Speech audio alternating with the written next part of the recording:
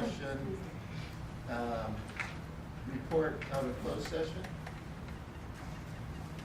Let's see, on item 3A, it was motioned by Alex and seconded by Paula and approved by a vote of 5-0 to approve the classified leave of absence.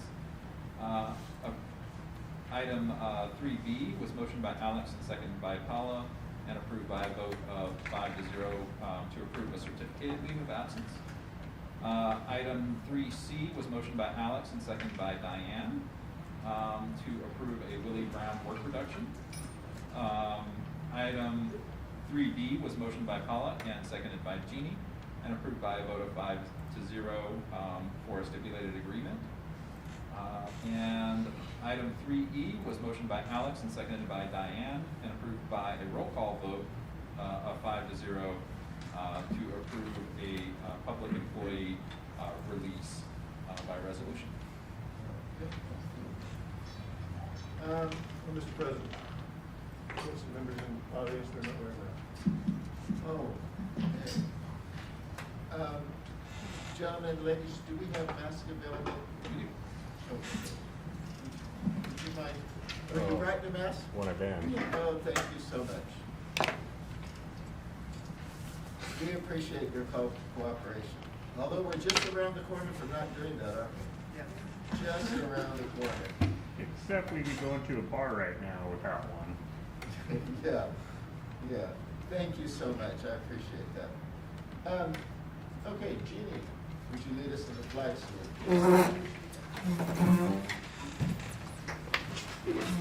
Pledge allegiance to the flag of the United States of America and to the republic for which it stands, one nation, under God, indivisible, with liberty and justice for all. And bless the people in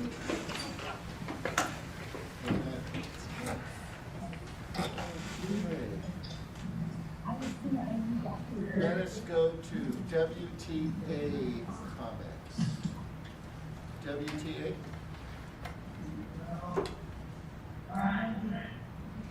I'll be back. Yep, there. You know, I have not seen her on the video. WTA is here. Oh, Let me know nice. if turning on my screen messes up the sound. I can turn it off again. Welcome. Please go Sound ahead. okay? All right. Thank you. Okay, so overall, we have WTA agreed to revise our existing MOU with the district to align with the masking requirements of the county, which I'm sure you've discussed and will be discussing more later this evening. I am retiring from the president position at the end of June, so WTA is going to be seeking nominations for that and multiple other positions. Putting that out there for all those excited applicants. WTA is accepting applications for scholarships. The scholarships are eligible graduating seniors of WTA members and already enrolled dependents of WTA members. High school counselors have or will have those application forms soon. There was concern expressed at our recent e-board meeting about district-wide truancies. And as we go back to a more normal school process, we asked the board and superintendent to develop plans to reduce the numbers of students excessively absent. In the past, we've had other staff do home visits, and if this is going to be the plan going forward, we feel an additional staff person should be hired to do it, as existing staff is already doing more than current job descriptions. For my site reports, from Sherwood, right off the bat, I want to say thank you to the maintenance department. I guess a number of things happened up at Sherwood and they all got fixed really well, and they're very happy about that. Sherwood also has a counselor visiting and meeting with students one-to-one. They've started a benefit mindset incentive program. And if you're not familiar with benefit mindset, this is it's a way of thinking empathetically and other-centered perspectives. So they've got an incentive program to grow that. They're looking for a middle school teacher next year, and they are visiting the botanical gardens on the 25th and planning a talent show for April. Over at Sanhedrin, the culinary arts class is starting next week. Taught through Mendocino College, it will allow high school students to earn college credits learning a skill that makes them job entry ready for our community. At Brookside, they just completed a very fun week of Dr. Seuss dress up and event days. Currently, the teachers are conducting assessments in preparation for report cards. The trimester ends this Friday for them. Bethel Grove has 2 staff from MCOE that are coming to help train teachers on next steps in their professional learning communities. We call them PLCs, to develop strategies that will take assessment data and turn it into viable actions. The 8th grade parents are working on fundraising for promotion and end-of-year field trips. They have Spirit Week next week, and everyone is especially looking forward to Dress Like Your Teacher Day. I'm hoping to get pictures. Gloucester is also working on trimester assessments. Their report card, the trimester ends this Friday. Some teachers have expressed concerns that the classrooms are no longer being disinfected. The night custodian isn't able to clean the rooms and do the spraying, and he's got a certain time frame to work in, and he works at a trot. I'll tell you what, he has a system, he has a plan, he's dialed, and he still can't get it done in the time he has. However, we need to keep the cleaning and disinfecting in place, especially as we move to an option for masking. So that we need to fill a position there, we really do. The teachers continue to go without prep periods 3 days a week, which is critical for assessment and feedback and reteaching of the material that we're going through every day. It's not just planning for tomorrow. It hurts everybody when we don't have time to do that, or we have to do it on our own time, which hurts in other ways. The 2-day-a-week prep period was supposed to be a temporary situation until a PE teacher was hired. It still hasn't happened, and we just hope there's a solution very soon, sooner than the end of the year, sooner than later.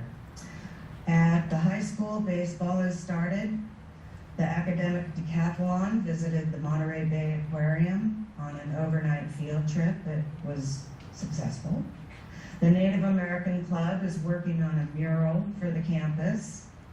Efforts are underway for the production of You're a Good Man, Charlie Brown, and Art Under 20 is also upcoming, which I don't know if it will be in person or not. I hope we can find that out, and I hope it is. That concludes WTA comments for the evening. Thank you.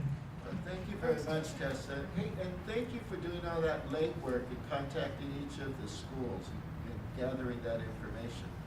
So I know that took a little bit of time, so thank you. CSCA comments. Do we have our... Good evening, everyone. Oh, there he is. How I'm you here. doing, Dan? I'm a traffic cone. It's the classified staff's been working really good.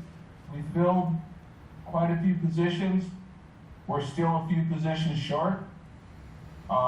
We've actually had quite a few folks changing positions, which has probably led to some other folks getting up to speed on new tasks and things like that.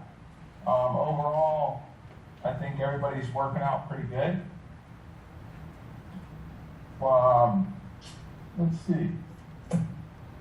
There's not a whole lot. We're busy getting sporting events ready. Got a lot of, the fields are looking pretty good. The staff's doing really good on that. Other than that, it seems pretty quiet. And we'd just like to just keep moving along and working at getting along. Thank you. Thank you, Dan. Thank you, Dan. Board comments. Alex, would you like to start out? Yeah, I guess last week I spent the evening with the senior interviews, had a very pleasant evening. Like to thank all of the staff that had a role in putting that program together. It is truly fulfilling for all of us that participate. I was fortunate to sit at the table and had, I think, 5 or 6 seniors come through that were remarkably well prepared, and looking forward to success after high school, both in the college and in technical career kind of venues. So that was a really, really neat deal. Next week, I'm going to participate with the Legislative Action Week through CSBA. And so if any of the board members have any questions or comments or information they'd like to get me to pass on to someone Wood and Senator McGuire, I'll be participating in meetings with both of those folks. So that's all I got. Thank you, Alex. Paula? Well, I've been paying attention to wrestling lately, and they're still #1. Some of them, they had like an awards dinner a couple of weeks ago, I believe. Did really well, and then I also heard that Bechtel did their wrestling yesterday in the gym or wherever, and they did real well as the people who kind of set it all up, and the parents, etc., did a beyond outstanding job in cleaning the area and just being really responsible. I understand they were very well aware that at the high school there's one night custodian, and they don't, there isn't enough time just to do what they need to do, let alone additional things, but that Bechtel should really be applauded for their courtesy and respect. And the other thing was that I'm really hoping that our hiring gets going, in particular with classified. As you'll see in a little bit, it's a little concerning for some of our policies that it's going to be really tough to complete them when we don't have adequate staff to do it. Okay? And other than that, I think it's just. Thank you, Paula. Jeannie? Hi, everyone.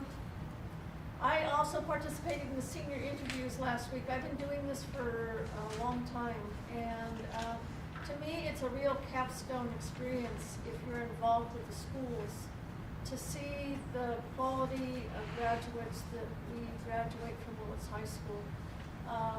The interview process, they're a wonderful group of kids, and they all seem to have a sense of who they are and where they're going and what their skills are. And I have the experience of having taught at the high school when we didn't have senior interviews and we didn't have a senior portfolio. And I also taught at the high school when we did have senior interviews and senior portfolio. And it's a huge difference as to the gathering up that seniors do to get themselves ready to graduate, and to have had done community service, to have letters of recommendation, to have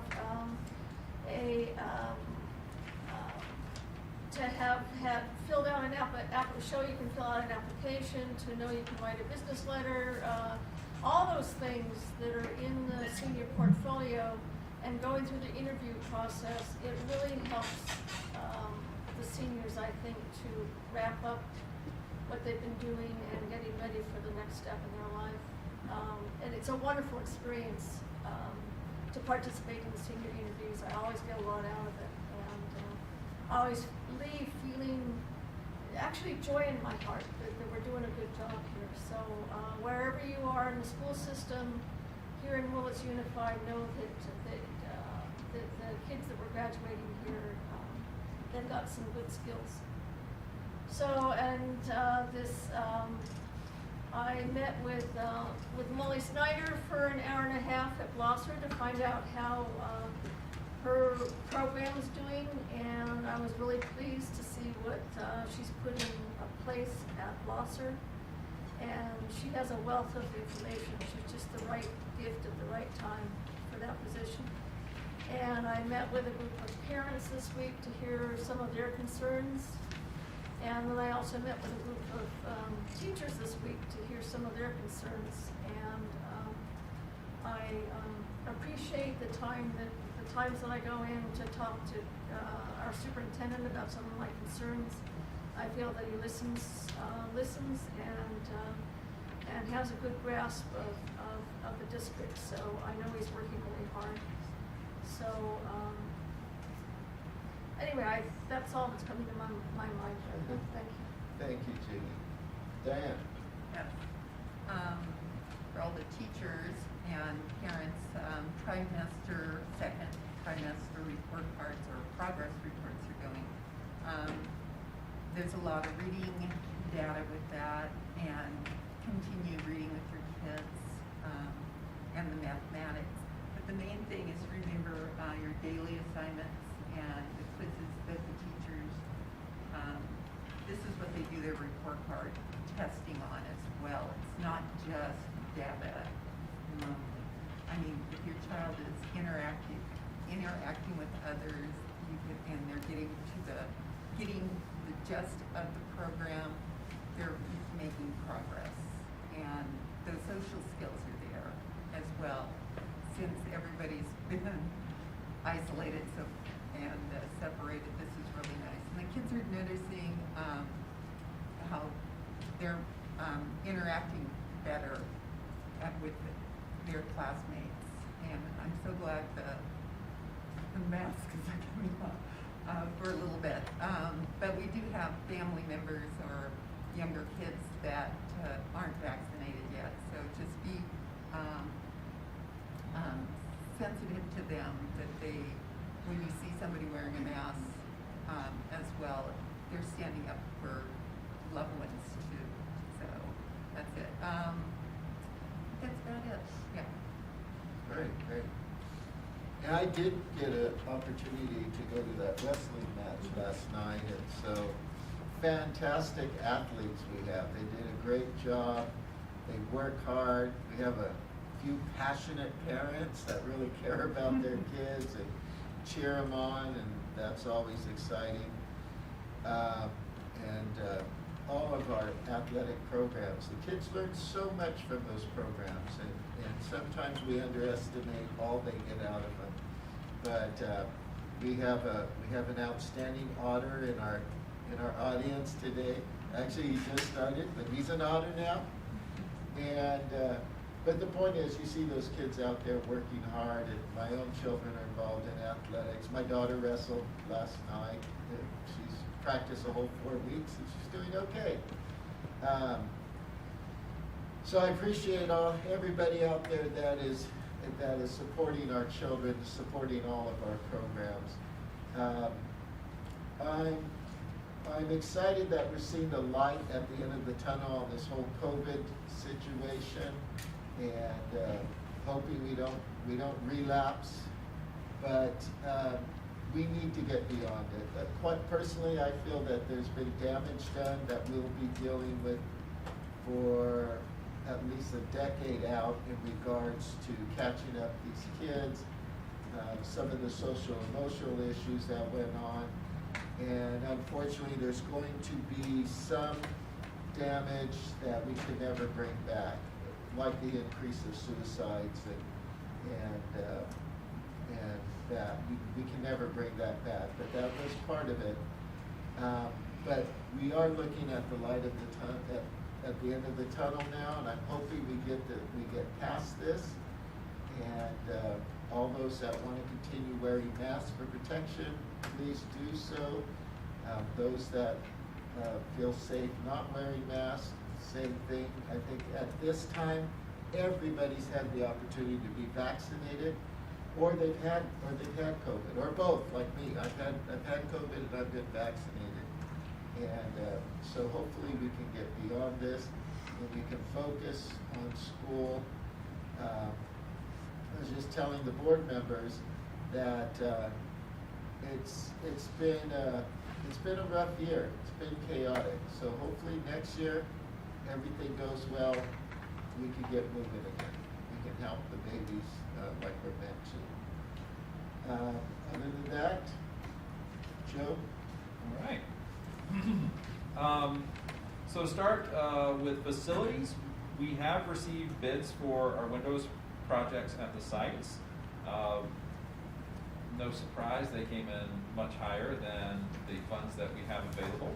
So we're looking at, the current recommendation is that we would complete the project at Willits High School and look to see how much we had left in our budget to see if we could complete part of the work at Brookside, which would be the next in the priorities with this particular project.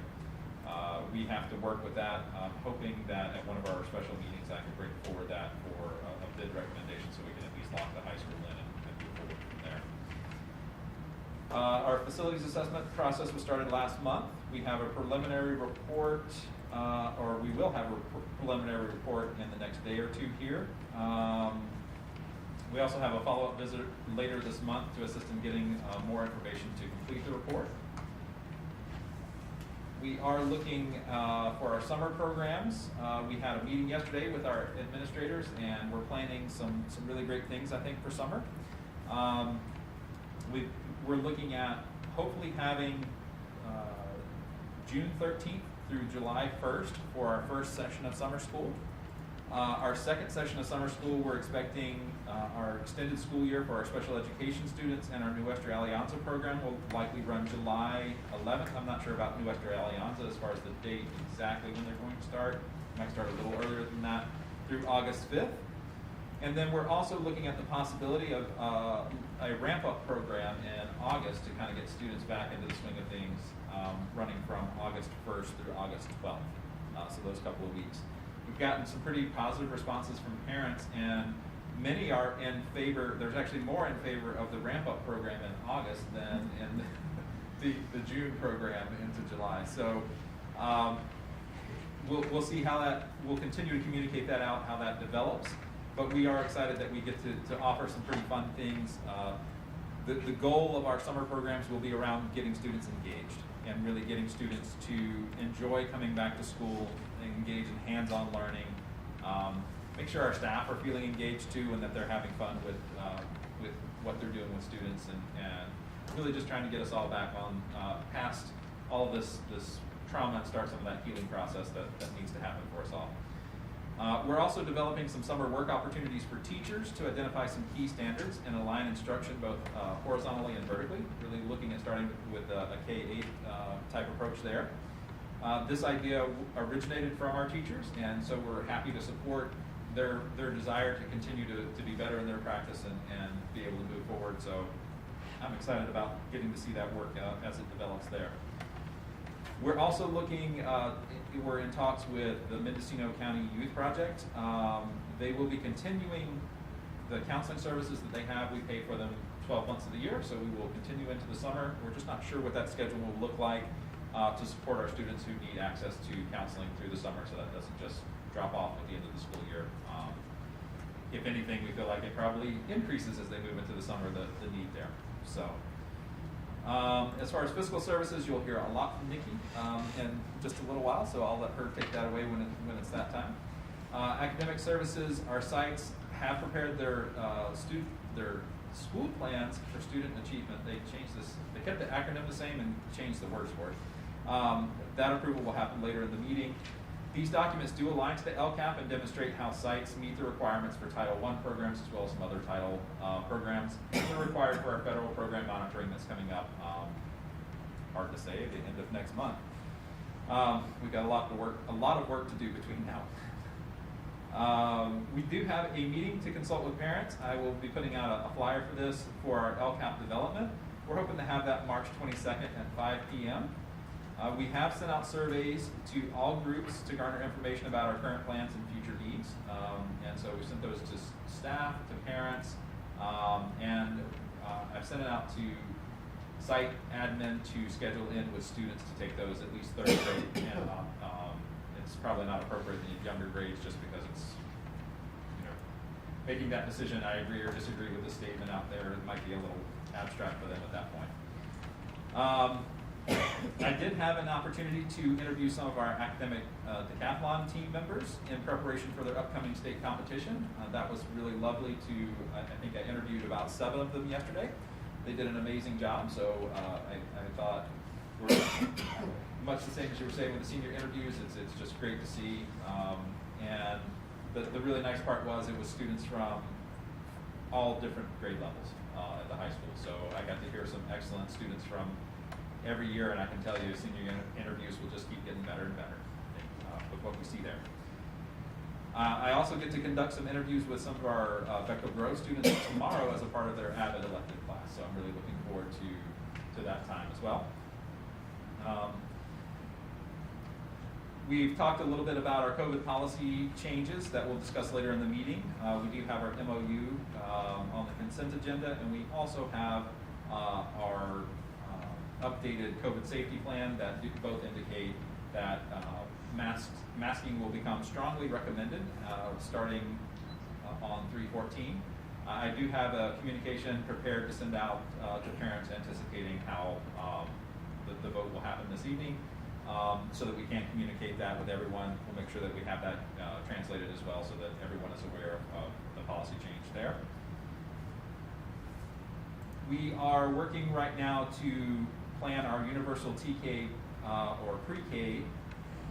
We are working with MCOE to create a county plan that meets requirements because, as you can imagine, when the state wants something, it's not going to be just straightforward and saying, here's what our plan is. They want a lot of different elements to it. MCOE is doing a lot of the background on that. We'll take what they have, we'll make it our own, but that way we don't have to recreate the wheel when it comes to that particular plan. As it stands right now, it looks like we probably will have the classroom space for our TK expansion next year with no issues. We'll have to get creative with the year after that, and by the time we hit the following year, the start of 24, we will have to have some kind of space for them if we continue to have enrollment that meets mirroring off of what our kindergarten enrollment is right now. The eventual need will be about 5 classrooms. We have 2 that we can work with, and that will carry us through the next 2 years with the expansion levels that they have. So,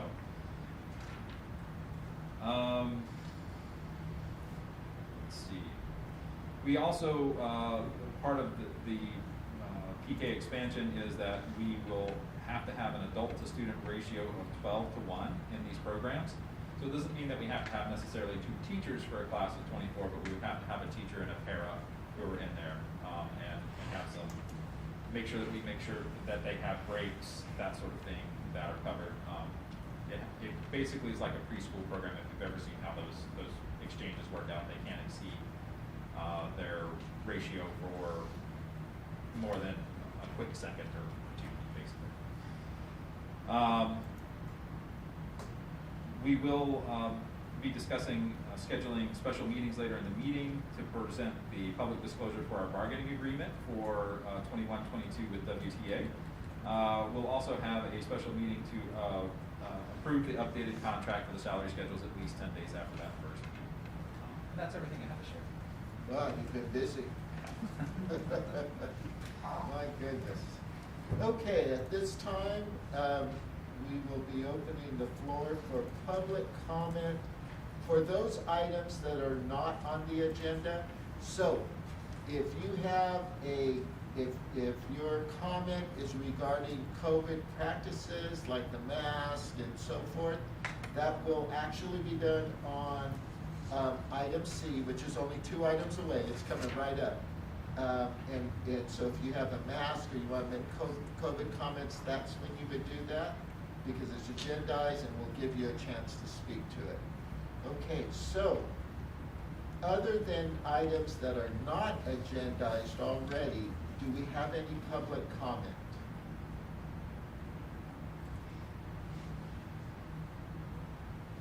Anybody see anything up on the screen? There's one hand. Dan, Who is that? Dan. Dan, did you have something to say? Yes, I have something to say as a private citizen and not as representative of the classified staff. I recently came across some quotes from some folks, and I read up on them. And the quote kind of struck pretty hard, but it also kind of goes a little bit towards Robert was saying in his comments just a few minutes ago. I might not get his name right, but it's Beyond G's You Know. I did read up on him a bit, and he's pretty passionate about one subject, but I think his teachings and his philosophies can be painted with a broad brush about a lot of things and aspects of society. I'll go ahead and read his quote. "I've come to a frightening conclusion that I am the decisive element in the classroom. It's my personal approach that creates the climate. It's my daily mood that makes the weather. As a teacher, I possess a tremendous power to make a child's life miserable or joyous. I can be a tool of torture or an instrument of inspiration. I can humiliate or heal. In all situations, it is my response that decides whether a crisis will be escalated or de-escalated, and a child humanized or dehumanized." I think if some folks would read a little bit about this guy, he's got a lot of good stuff that might really help the healing process of what we need to go through to try to straighten out some of the stuff that happened. And I'd just like to share that with everybody. Thank you. Thank you, Dan. I've also heard that before. Very powerful and very true. Very true. Thank you. Okay, any other public comments that are not on the agenda?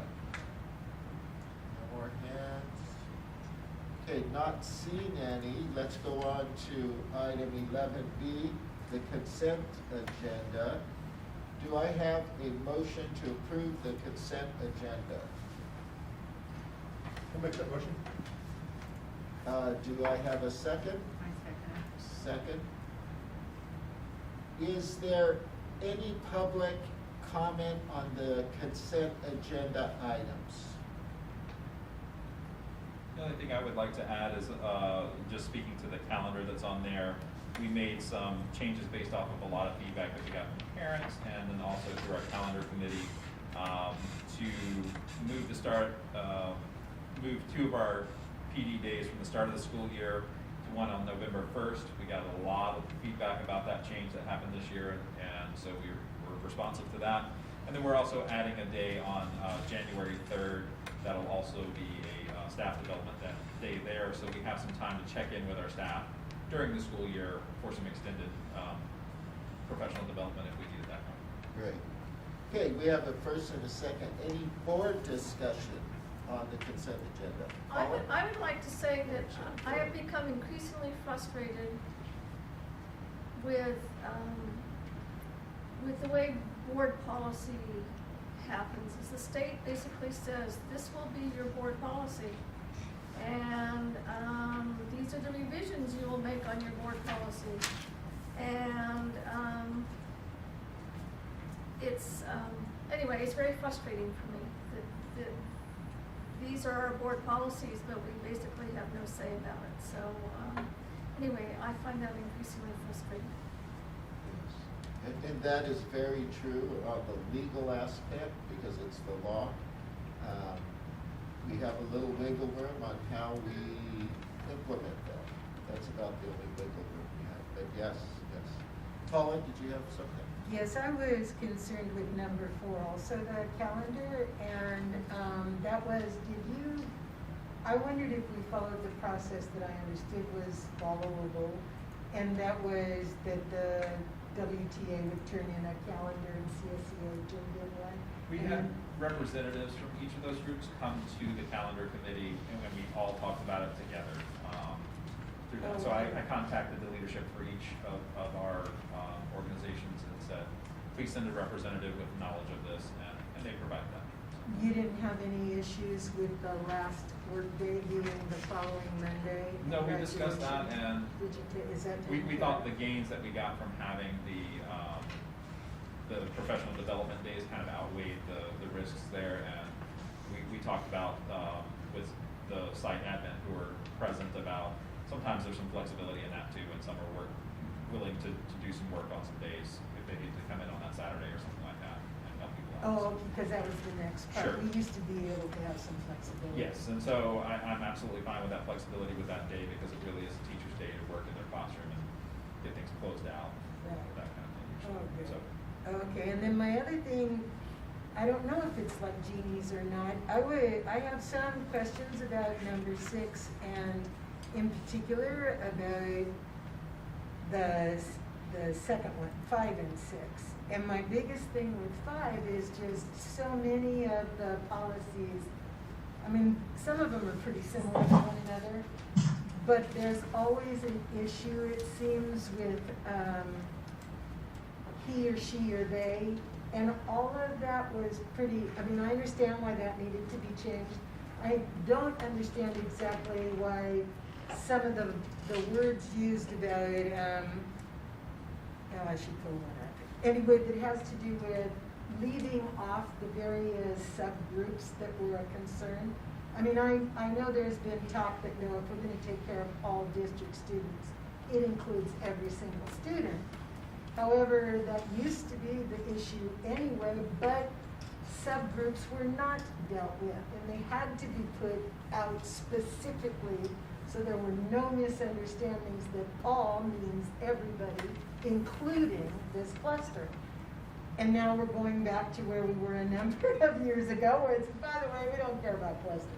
And I need clarification on why that is, and then it's especially my concern with number 4. So I don't know if we need to pull them and find out, and you just want to okay everything else, or if you can tell me and we can okay everything at one time. So as far as that goes, Paula, you've been in education longer than I have, but we've both been in long enough to see those pendulums swing back and forth when it comes to these things. Policies are no different in that regard, that we will see those shifts that come, and then in a few years it'll be, let's put them back in because that makes sense. And as Jeannie was saying, we really get these kind of handed down from the state because they come directly from ed code in a lot of situations. So we don't get a lot of wiggle room when it comes to what the actual content is there. However, if at some point we want to create a policy that we could fit in somewhere that said, when we say all students, we mean to include these groups or something like that, that might be an approach that we could take to address that concern. Oh, okay, just because I heard there was wiggle room, and you can modify it so long as you don't break the law. And Yes, to a I certain. just have concerns. Yeah, to a certain extent you can, but as you start to add more in, it gets further and further away from the intent. And so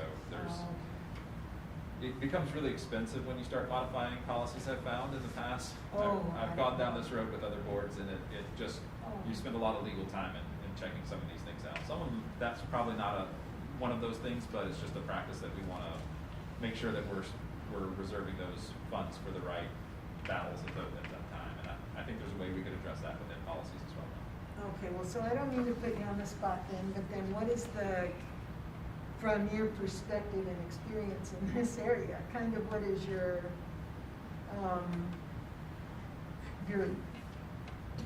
well, you know, are you in favor of these the way they are? What is your experience with having run into things that says, geez, if those words hadn't been changed, we'd have been better off, or if those words are changed, it's not going to have that much of an effect on us? As a district, I don't just mean because we sort of lack diversity, but no, I think in many of the changes that are here, it is more showing our support for all students that we have, and it's around the push around equity. And so I think that's really why we're seeing what's coming through, is that we're truly just trying to have equity for all groups across the board. And so that's why we brought those forward as we did, and what the thought process is behind that. And if that's a problem for you or for the board, we can certainly bring them back and take a look at them again if we need to. well, I'm the most concerned with those hindrances to equity, and sometimes what? equity. On occasion, it's equality, but in this case, I really do believe there'd be more equity than equality. Although, depending on the case, I guess it would turn it around. But I just want to know if you have any major thoughts about, oh yeah, it was a real problem this way, and we should have been to that way. I don't think that we've run into any No. big issues with, and I don't think that we would with it this way either. I think our practices are really where the rubber meets the road around that, and where we truly show our equitable treatment of all of our students and groups. All right, then I guess I don't get told, thank you. Okay, did we get a first and second? I lost track here. Yeah. We have a first and second? Diane, second. Yeah. Okay, Do and we second? want to specifically tell the public what the calendar. updated MOU is? He will do that in the next item, Okay. let's see. Okay.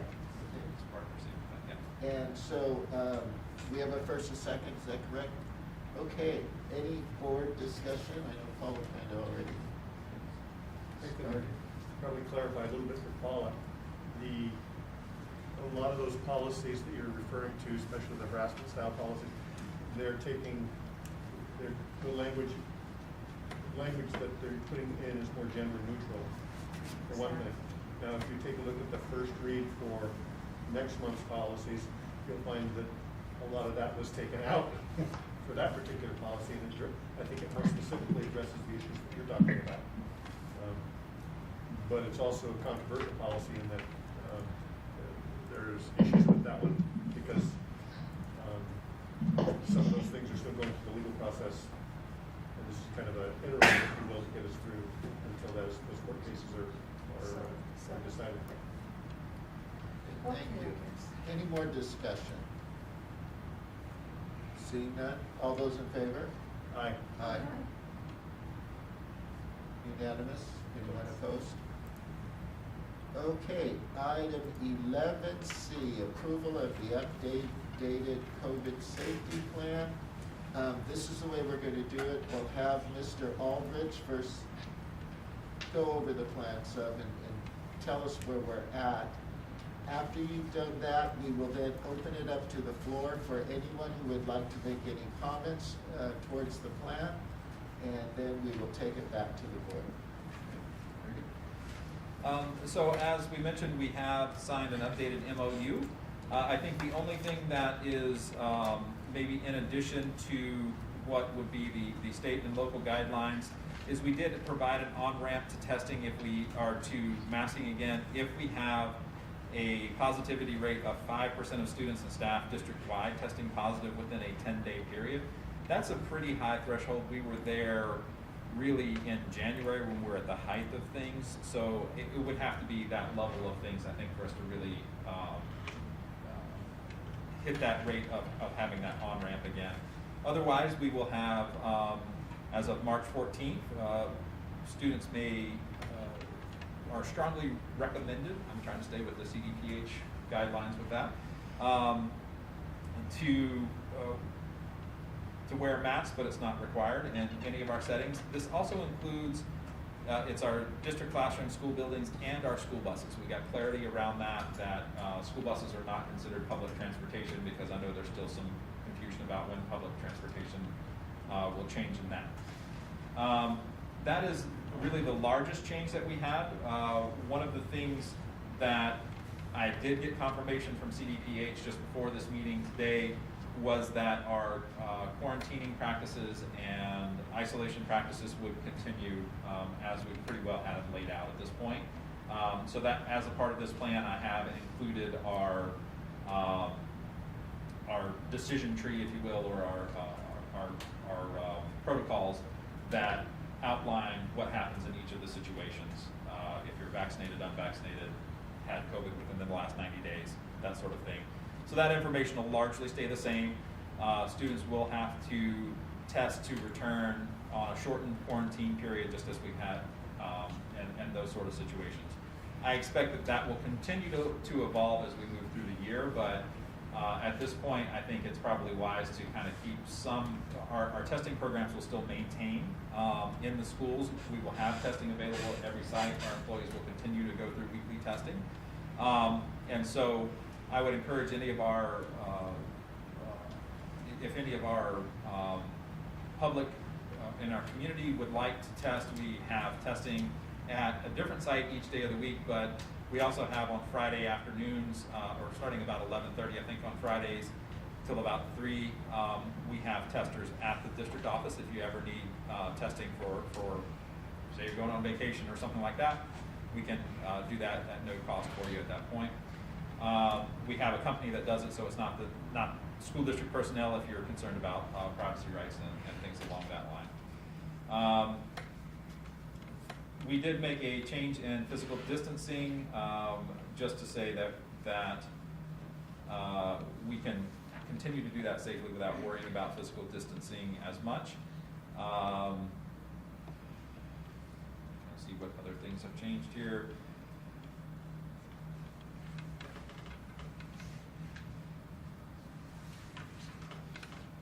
So you're talking the 3 feet, 6 feet? Correct. Those things, we can safely continue instruction, they think, at this point without too much concern there. We do want, if someone is sick and returning to school, they do have to follow those guidelines from CDPH, which currently still say, and they updated them just today, that say you have to be 24 hours fever-free and have a negative test to return to school if you've had symptoms that are similar to COVID at that point. So that will continue as we move forward, or there will be a 10-day quarantine that's required at that point. As far as visitors to campus, I would like to make the change to the policy that volunteers would be allowed as long as they submit a negative COVID test or test through our weekly testing that we have available to be a part of campus. I think we're at that point where we can start moving forward with having volunteers back on our campuses, and we would welcome them. It's certainly something that we've sorely missed at this point.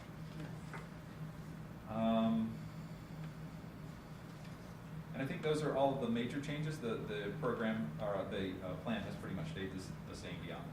How about functions such as carnivals, back to school nights, those type of things? I think those things, it's time to start bringing those back around. And I actually had a question from Mackenzie Erickson around the idea of having an open house at Sherwood, and I said, yes, let's go ahead and schedule that, especially in the spring when we hope that the weather will be nicer.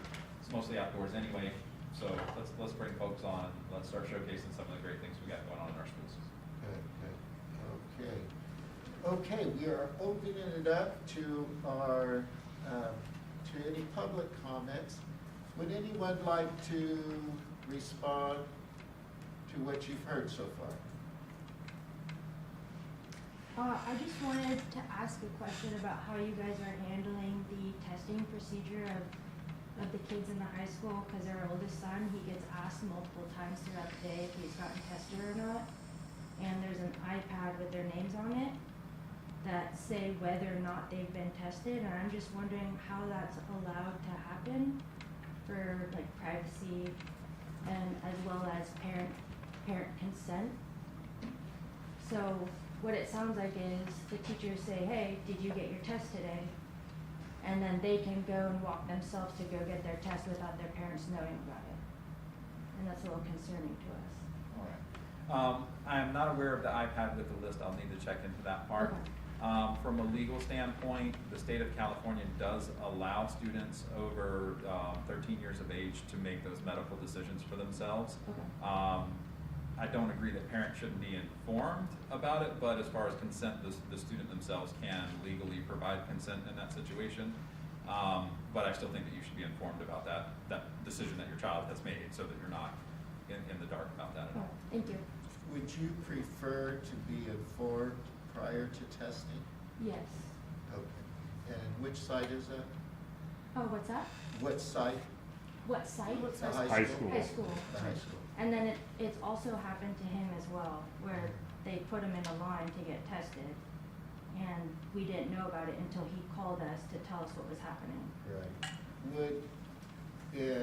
And I don't know the details of what's happening at the site now. If a parent put in a request to be notified prior to testing, are the principals?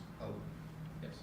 Oh, Yeah, very good. we have honored that, so if that didn't happen, I apologize. That's been the expectation, that if you say, no, I need to know every time my child tests, because there's other folks who say, no, I gave my permission, you're fine, just test them whenever you need to. So as with all of these things, there's a whole spectrum, and so we would definitely honor any request that you would have that way if you want to be notified beforehand.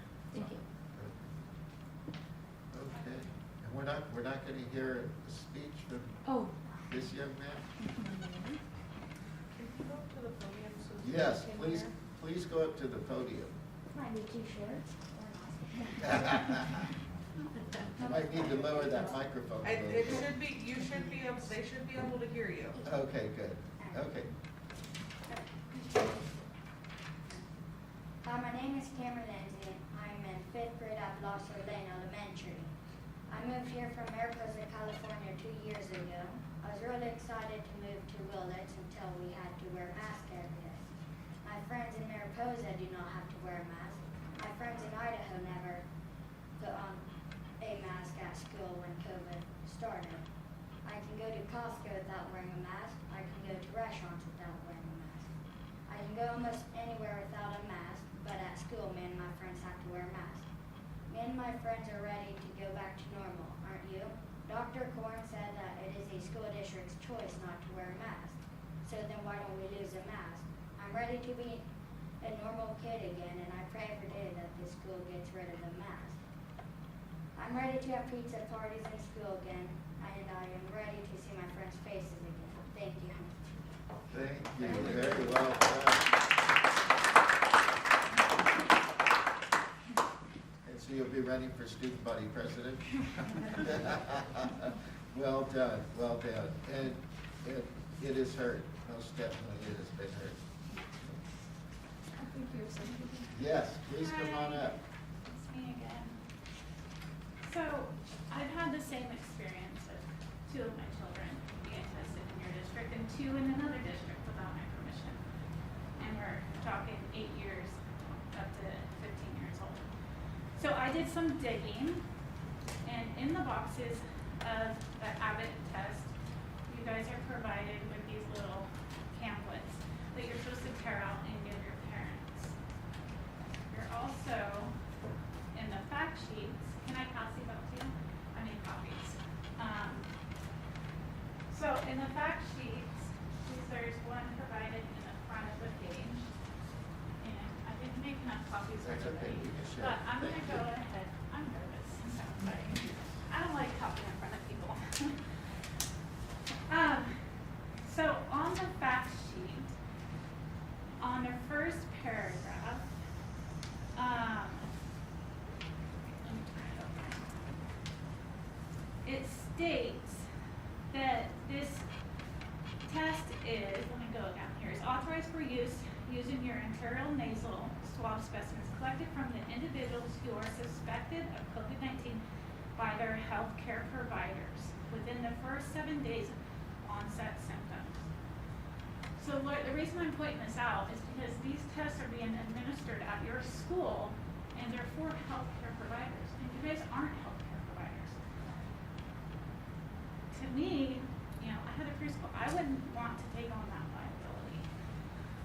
It goes into details. This card actually was very, very informative. I read the whole thing. I read about the EUA. These tests are not authorized. Under federal law, Title 21, and I actually printed that for you guys too. EUA, under Federal Food, Drug, and Cosmetic Act, states the following about products granted emergency use authorization. Individuals whom the product is administered are informed that the Secretary has authorized emergency use of the product, of the significant known of the potential benefits and risks of such use, of the intent to which such benefits and risks are known, and of the option to accept or refuse administration of the product, of the consequences, if any, of refusing administration of the product, and the alternatives of the products that are available, and of the benefits and the risks. Any entity or organization that requires EUA, COVID-19 vaccines, COVID-19 tests, or masks are in violation of the federal law and will likely face lawsuits if they don't allow exemptions or alternatives. The only alternative that schools, and it's not just your school, all schools are offering are to send our children home. That violates a whole nother realm of the children's rights to a free education without a restrictive environment. You're restricting their environments by sending them home. So I'm bringing it to your attention I've met with you guys individually. I want to work with the school. There's a big dynamic that has been between parents, schools, and staff. We've been divided, and it's about time that we come together and get united again. Our community has been torn apart. Willits used to be a great community. I'm glad you guys moved here because we had a great community. It's not too late to fix our community. Our kids are suffering. I posted a picture on Facebook of a girl who was 8 years old who drew a picture of a little girl with her hands covering her mask, right? That's how the children are feeling. But what broke my heart is another person who I know on Facebook messaged me that her son tried to commit suicide the night before because of him being masked at school, because of the pressures of the vaccines, his friends, his families being divided. So I'm stepping before you guys today, asking parents, everybody who's actually involved in our school, I'm stepping before our community. How do we get our children, our community, our families, our friends united again? How do we stop this? How do we stop the mandates that aren't legal? How do we give our children the childhood that we grew up in? I know you all had good childhoods. I mean, some of us had some messed up childhood, but we didn't have to wear these masks. We didn't have to be threatened that we couldn't go to school. That's other countries. That's not America. We're the land of the free, but we haven't become the land of the free lately. So I'm asking you, before we have to go here, and I say it with my heart, I'm meeting with you guys, I'll volunteer at your school, I'll do whatever I need to do to help make this change. The vaccinated or the unvaccinated, we're not sick, we're not ill, we're not this crazy people that are spreading the virus. That's all propaganda, and it needs to stop. We need to remember compassion, humanity. We need to come back together. Thank you so Thank much. you, Sharon. We very much welcome your heartfelt comments, and I know you're not alone out there. I know there are many people who feel the same way across the nation, in fact, so thank you so much. Okay, any more comments? No hands? Seeing none, we'll move on to the next agenda. Hello, excuse me, Oh, I'm on great. Zoom. Okay, I'm sorry, missed you. Go right ahead. Okay. Yeah, I first of all want to, I want to thank the school board for coming to a reasonable decision about removing the mask mandate in the classrooms on campuses, as well as bringing back volunteers into the classrooms, as we all know that that's desperately needed. So I'm grateful that we're at a place where we're making the most reasonable decision for our children regarding the masks. And my question is, because I have gone to the campus, and even with the outdoor mask policy being removed, I still was seeing a majority of the children wearing masks outside. And I hear that you're saying that you like to strongly enforce the mask policy, but is it being so strongly enforced, or will it continue to be so strongly encouraged that the children feel like they don't have an option? That teachers will, so strongly encourage them to wear masks that they feel like that's what they need to be doing. I plan to send my children to school not even with a mask in their possession. And so I would like to, inquire how is that policy going to be, how are we going to continue that policy? And will teachers, where's your mask, asking about masks or whatever? Because if it's strongly encouraged, really, it should be up to the parents. If they send the child to the school with the mask, then they wear them. Or if the child actually asks for one, then they wear them. But I don't want any teacher or any administration putting that thought into their head as if it was a rule as it was before. So, Ms. Johnson, just to respond quickly to that, we will have masks that are available for students, but we will not be requiring them to. We will, the CDPH guideline says strongly encourage. The only time that I would say if a student will be required to mask is if we know that they're showing symptoms like coughing a lot and that sort of thing. We'd ask them to isolate or wear a mask while we're waiting for them to be picked up with that symptom. But otherwise, we want to recognize everyone's choice in this matter from this point moving forward, from Monday moving forward.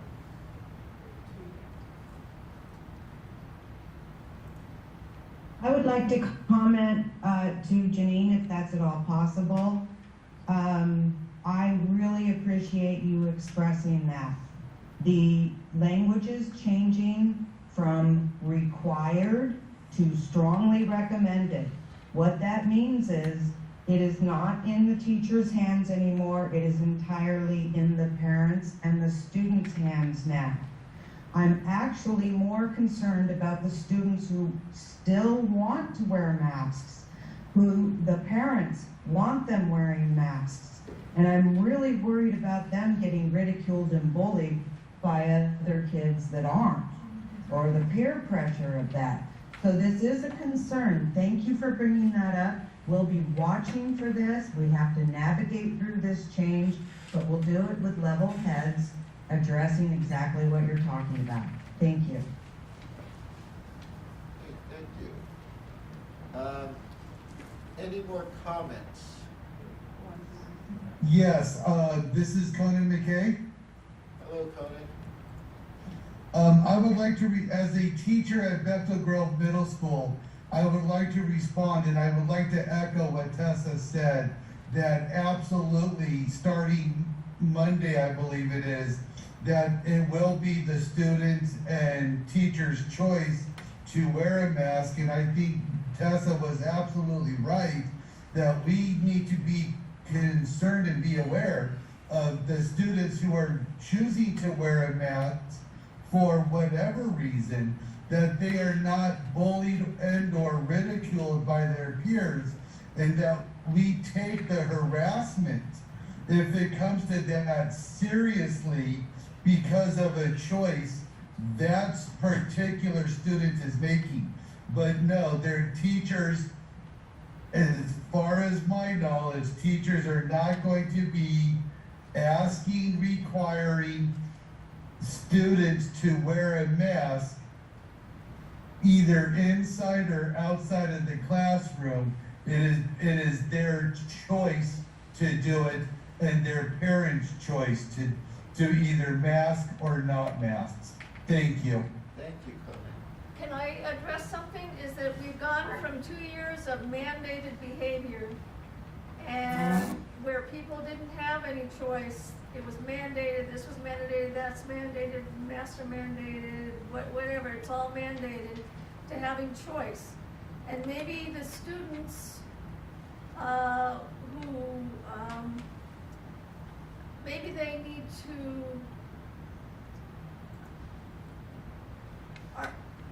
maybe having choices is not something that is in their vocabulary anymore. And maybe it's something that somehow teachers, staff, parents, whatever, can sort of readdress that with kids, is what it means to have a choice. And so it's not just automatic from when it was mandated to, and that we now have a choice. And what is a choice? And so what I've come to feel myself is that people are tired of being mandated to. They are really, really tired of being mandated to. And whatever people's choice is, that's great. But living under mandates is not, people are tired of it. So, thanks. Right. And Joe, maybe it wouldn't be a bad thing to send out a communique to the staff, just to keep an eye out, make sure there's no ridiculing or harassment for wearing a mask. Absolutely. Amy's got her hand up. Amy, go ahead. Hi, I hope you can hear me. I wanted to also maybe talk about, I'm really happy to hear that we're back to the volunteers again. And as I think about that, having more people on campus, it's exciting. And then the other part would be getting back to normal. When I think about getting back to normal, is there any way we can get back to normal on the playground for K-5? Our students are not intermingling. We just started at Blosser at brunch time, and the kids, they lit up when they knew they could play with other classes. And I would like to see that in the morning before school again, and take that off of the, we rotate normally, and the teachers work on the playground as yard duties, and we rotate. And then we would get those that aren't working in the morning for yard duty, they would get that extra prep time before school, before you go get the students from the playground. I would love to see that go back to normal, as well as lunch recess, letting our kids play together from K-5. They're doing it from 6 through 12. So I'd like to suggest us get back to normal in that way too. Thank you so much. I'm really happy to hear all of this. And Amy, I know the site administrators have had some of those discussions with me, and we'll be having those with the staff about how to do that and make sure that we've got students in the right place and feeling good. So I appreciate that input. Thank you, Amy. Any more comments regarding the COVID plan?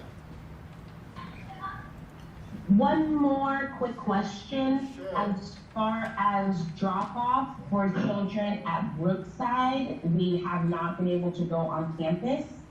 If you walk your child to the school, is that going to change as well, back to normal? Ms. Johnson, I would have to talk with Dr. Crossman about that, but I don't see any reason why we couldn't figure that out and make sure that you could do that. Thank you. Fantastic. Thank you for those detailed questions. These are all things that need to be worked out and answered.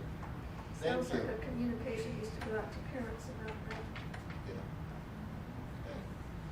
Okay. Any more comments? Yes. Oh, I would also like to bring light to an issue that was brought up in one of the classrooms at the high school. I don't know if I would call it COVID paraphernalia, but there is a sign in one of the classrooms that say, put on your mask, you big disgrace, spreading your germs all over the place.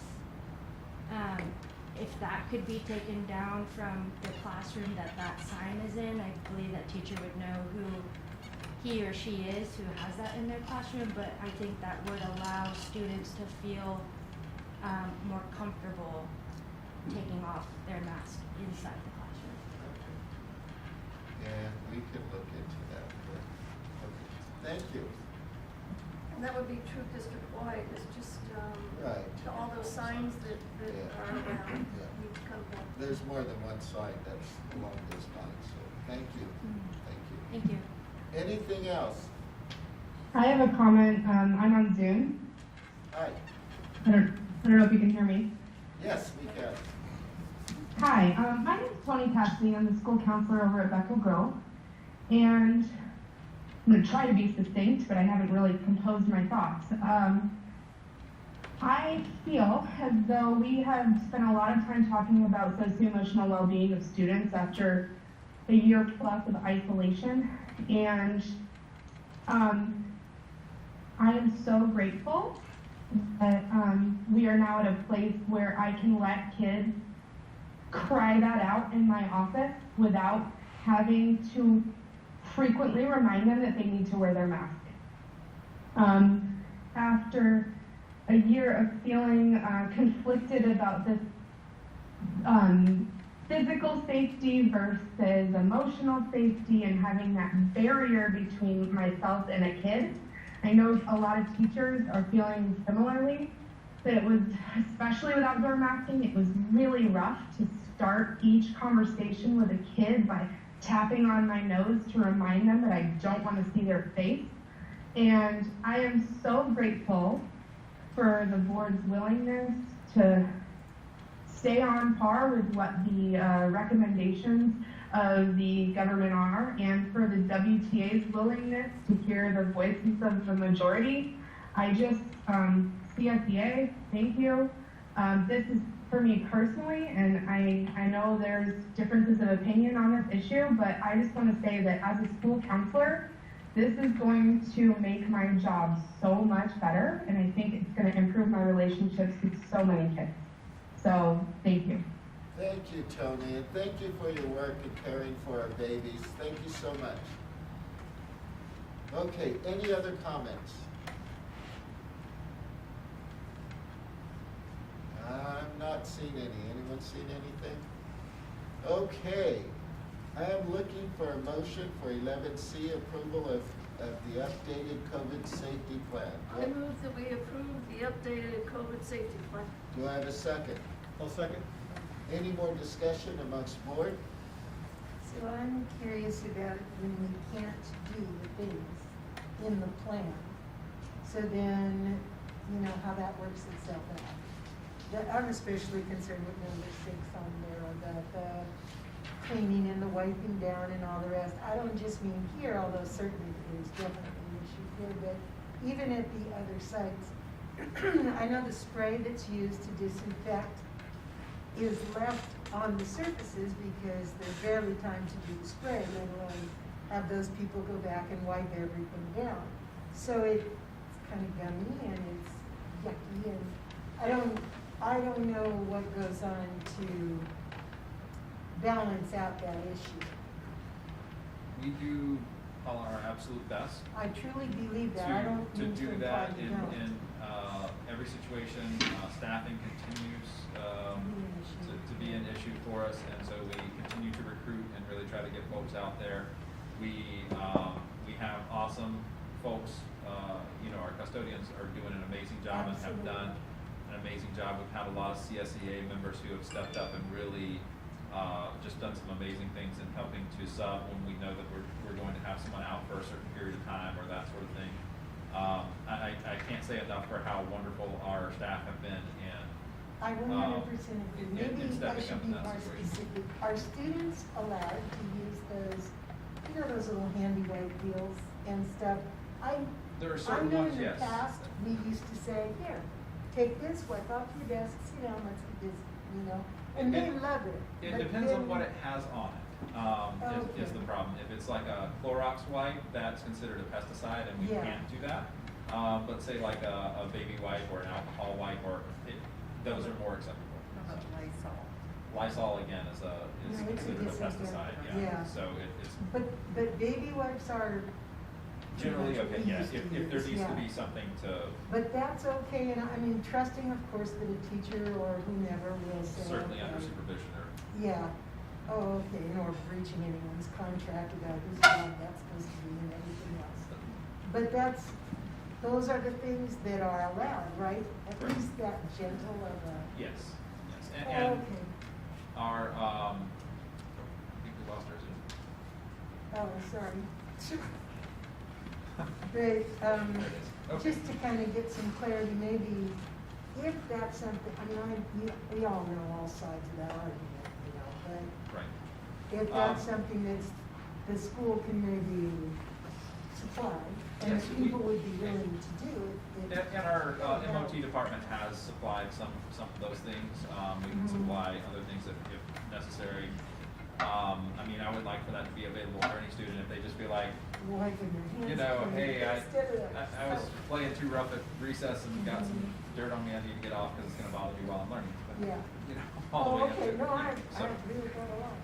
But, okay, I just, should have asked you sooner there. Any more discussion? Dan. This is, who's that, oh, he's probably gonna talk to the technical side. Is that Dan? It is. Go ahead, Dan. I get where Paul is coming from. I get where everybody that works here is coming from. But we could also look at, I can ask Joe, I doubt if we can trace anything back to the uncleanliness or surfaces in the rooms as far as spreading. So, not only have custodians been doing it, but there's been aides that are doing it, there's been teachers that have been doing it on their own. I think everybody in general that has done it has kind of taken that off the plate of fear. And I think that's one we need to step over and not be so fearful of that aspect of it. And I doubt that that type of cleaning is going to subside just because of an MOU that changes things. I think it's a great standard that's probably going to be continued for the eternity of the school district, I think. Thank you, Dan. Any board discussion, any more board discussion? Not hearing none? All those in favor? Aye. Aye. Aye. Okay, unanimous. And let's go on to 11D, approval of second interim. All right, so for anybody who is following along on the online agenda, there are two attachments here, and the one labeled 21-22 second interim, 01 through 67, and MYP. That is the primary document that we'll be looking at. The other attachment is the criteria and standards. But the MYP is always a great place to start. So I wanted to highlight a few main things related to our budget for the second interim. There were, as we've noted, there's been a lot of vacancies, and that has been updated for the current year. So we saw that definitely in the custodial area, also with some instructional assistants and things like that. So I made sure to update that we're not budgeting or holding budget for periods of time where vacancies have already passed, and then making sure then to add those things back in for the expected full year going into next year and the following year. Likewise, we had at the beginning of this year budgeted for an additional FTE of a middle school core position, teacher position, that ended up not being filled. So that did come out now at second interim. It's apparent that will not be happening for this year. However, there is, looking at the enrollment cohorts, we anticipate needing that again next year. So that has been budgeted back in for 22, 23 and forward. In addition, there was a partial implementation, I would say, of the reading plan that was developed at the end of last year and coming into this year. So during this year, we had been able to put in place, I think, 2 reading specialists and 1 coach position.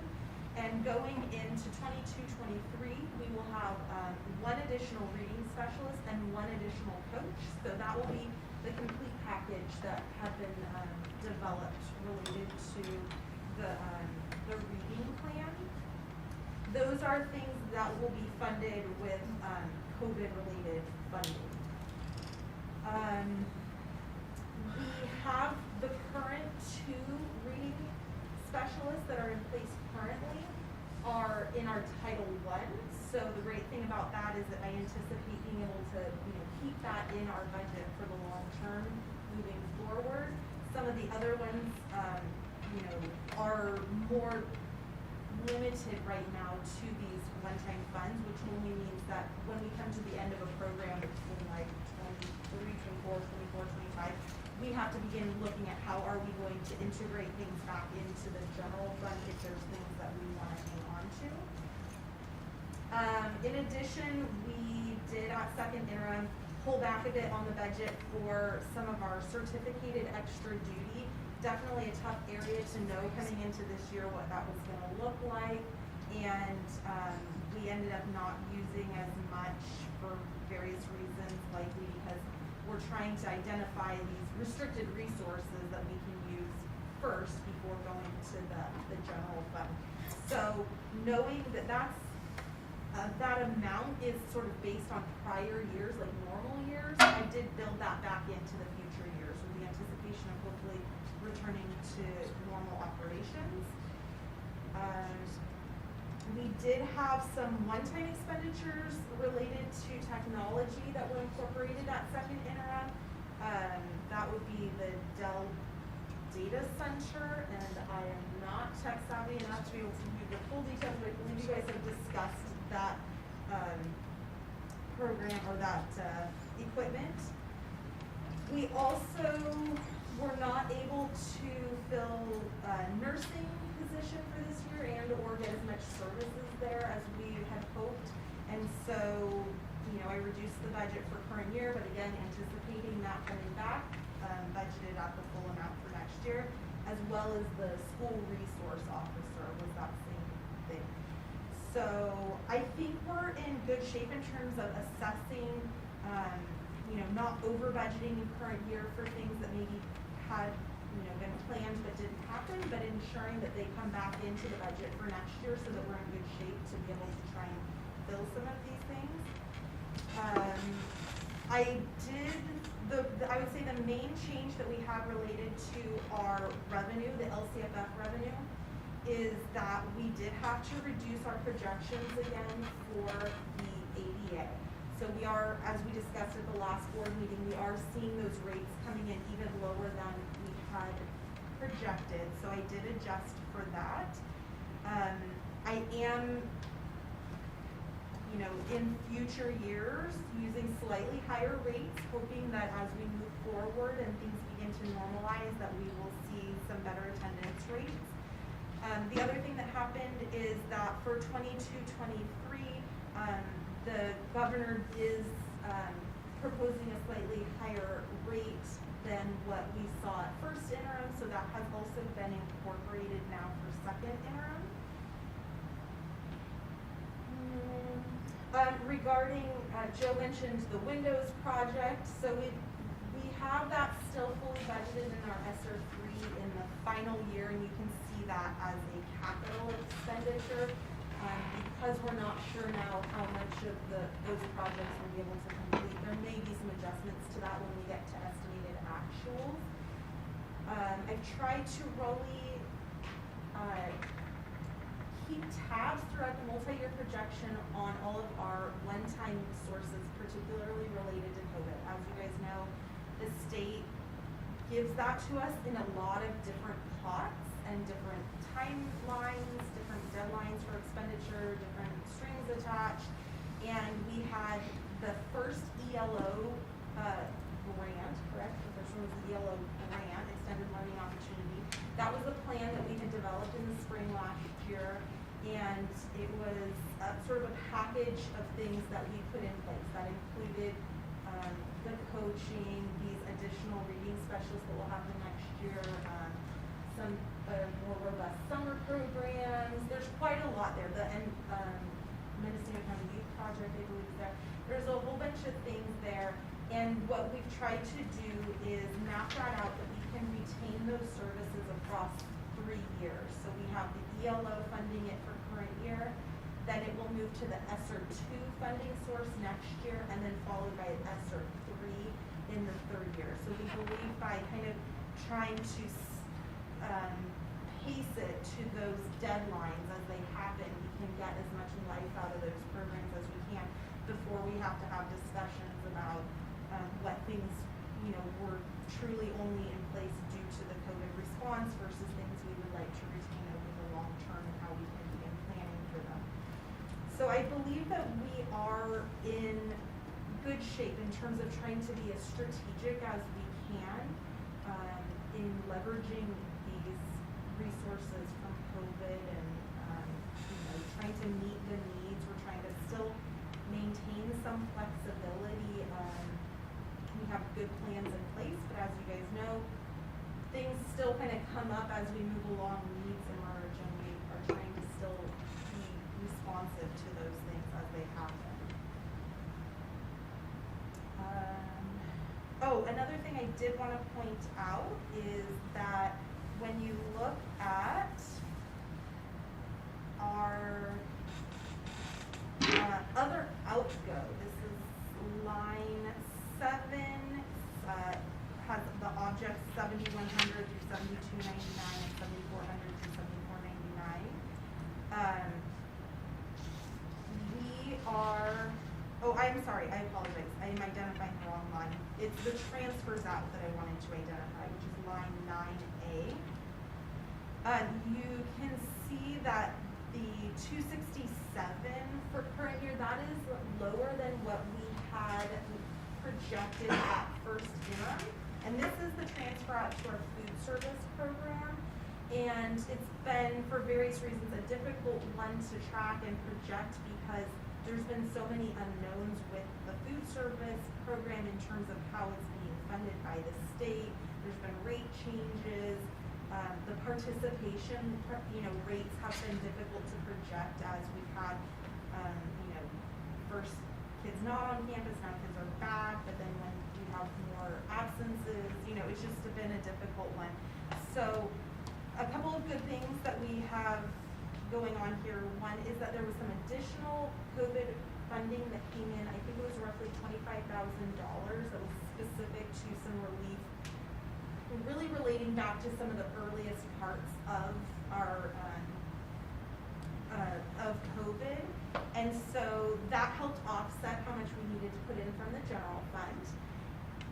That is one time, so that comes out for those future years. Therefore, our contribution does need to come back up a bit in those 2 out years. In addition, we are seeing, we now have a few solid full months of the new higher reimbursement rates, and so we're starting to get enough that we can make better projections about what we think our revenue really will be for this year. So I was able to increase what I project our revenue to be for that program. So those were positive impacts to the general fund. And, again, the rate increase, that should be continuous, and that will help us over the long term in that program. That would be the main highlights. Do we have any questions? Is that all? That's Okay, actually well, hold on. very Before we get to the board, are there any public comments regarding the second interim before we get to the board? Not seeing any? Okay. You may as well get our motions and then we'll ask the questions, okay? Do we have a motion to approve? I move that we approve. Do we have a second? I'll second. Okay, we have a first and a second. Okay, let's have board discussion and any questions. Just got a couple quick questions from Nikki. With respect to transfers out and also with respect to particularly these COVID funds, we've gotten in trouble in the past because we didn't have proper documentation for a variety of things. One was food service documenting details, and of course the audit came back and hit us. And we've had a couple of more occasions or incidents of that in the last audit report. Have we done a close examination of all of these various funds that are coming in that are relatively new, ESSER 1, 2, 3, and so forth, to make sure that... On what the requirements Yeah, to make sure that we don't fall in that same trap again and have to return a whole bunch of money? We sure have done our absolute best to do that. I will say that COVID funding, although each pot has its own sort of particularities, much of it was broad in nature. I mean, it was intended to be an emergency response, and districts needed to be able to use it in a lot of different ways. So I do believe that we should be in good shape. I will say we are going to be in the federal program monitoring, and a good amount of the funding that has come in is federal funding. I do anticipate we'll see some questions related to these programs during the federal program monitoring. The way they approach that audit is that they have you submit various documentation they dig into it, they'll ask follow-up questions. If they have any concerns, they will provide us a certain amount of time to make corrective action. So I believe that we should be okay, because even if they discover that maybe, although our best intentions, if something isn't quite hitting their requirement, they would give us opportunity to correct it before any fiscal penalties are put in place. Regarding the state, I haven't seen that there's any particular ones for the state COVID funding. It would probably just be if they put anything in the audit guideline through our independent auditors. I think the big one that we had to, the biggest hurdle related to that through the 2021 audit had to do with the attendance being done during remote learning and all the documentation around that. And we did come through that without having any fiscal penalties or findings. So I do feel good about the state funding. On the, just back to that finding that we did discuss in the last meeting for EL, we're partway through the review on that. I will say there's some additional pieces I think Jill was gonna look at on student test scores, but just on the first pass that the data department did, I think the rate that they extrapolated was 50%. It was like 3 out of 6 students or 4 out of 8 students, something like that. And in looking at this batch of students of, I think it's 70 or 80 students, it's still 40%. So it's still quite high that we're like misidentified in the system and that we over-collected for. But we will still review and see if we can make up that little difference at the very least. That particular program has been reviewed in depth at every school site, and I believe those corrections have been incorporated now. Okay. Any more questions or comments from the board? I had some questions. Yeah. I just want to tell Nikki how much I appreciate her leadership as regards to the finances. I feel really that the district is in good shape with looking after our finances. But I don't understand school finances very well. It's I've said that before. I took the California School Board Association class on school finance and it helped me a little bit. But I shouldn't hire myself out as a school finance person. So anyway, I had a question on page 3 of the multi-year projections, unrestricted, restricted, as to why there's such a growth in federal revenues projected for 23-24. It goes from so that is, it goes from page 3 of the unrestricted and restricted combined. yeah. Page 3.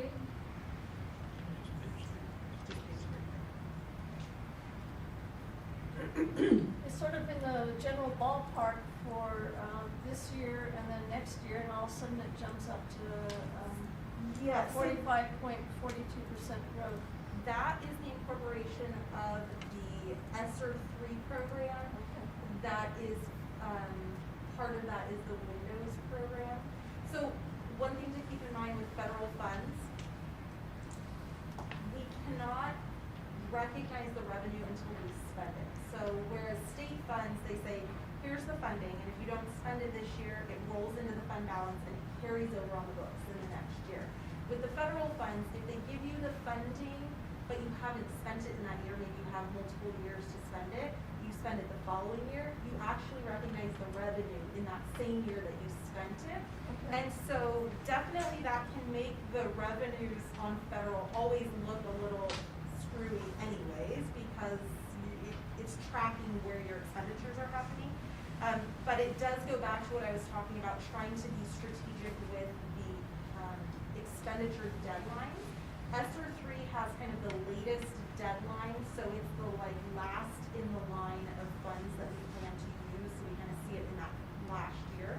And it was also the largest allocation. I can't remember, I want to say it's close to $3 million. So it was, as a single fund, it was the largest, and that's what you're seeing in that particular line. So I had another question along on the same page. why is there such a big loss in other state revenues in 22-23 is that we go from, it goes down 49.28% between this year and 22-23 and 23-24 on page 3. So other state revenues. Other state revenues. I would have to dig into my budget. I'm thinking that had to do with the ELO, would be a big piece of it. So the ELO funding is a state fund, and it was the one time, and that's a 21-22 expense, and then it drops off. And so that shift actually is happening from state funds to federal funds between those 2 years. So that big package of things I was talking about, it's around $1 million. It's shifting from being funded by ELO state funding in this year to ESSER 2, which is a federal funding in next year. Okay, thank you so much. Yeah. Any other comments, questions from the board? Hearing none. We have a first and second. All those in favor? Aye. Aye. Aye. Unanimous.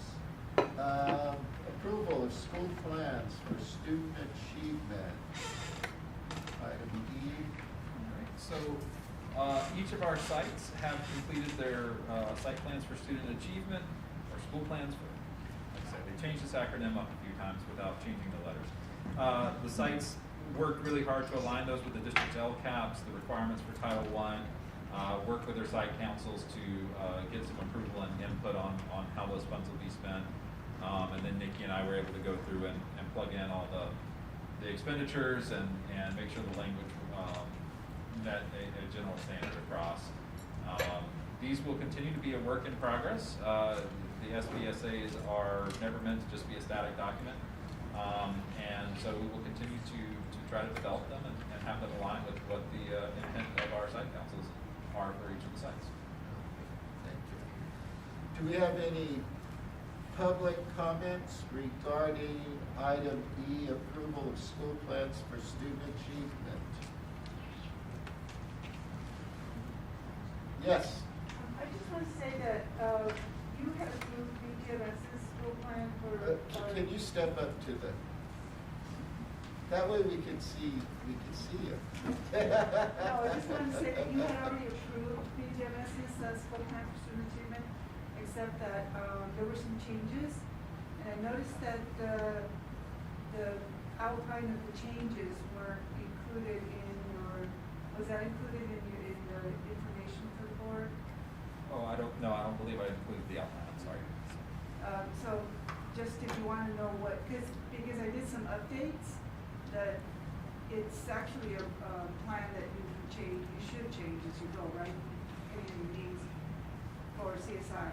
So I made some updates and I did have a page where you just had all the changes pointed out.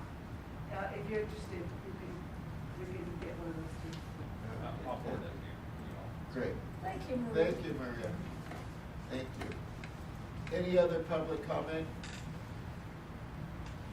Not seen any.